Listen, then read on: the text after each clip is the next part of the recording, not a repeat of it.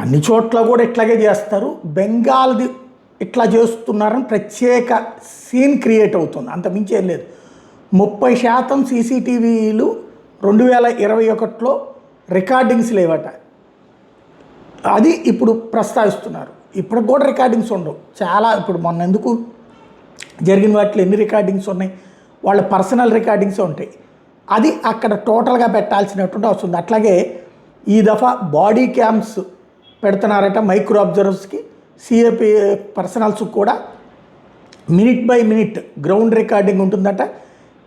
అదే సందర్భంలో ఎలాంటి వైలెన్స్ వచ్చినా సరే బూత్ లోపలే కాదు, బూత్ చుట్టుపక్కల 300 మీటర్ల పరిధిలో ఏమన్నా వచ్చినా ఇమ్మీడియట్గా పరుగులు పెట్టేటటువంటి అడుగులు వేస్తున్నారట.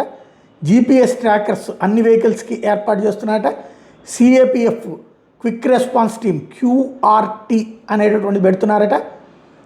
ప్రతి కెమెరాని కూడా చెక్ చేస్తున్నారట.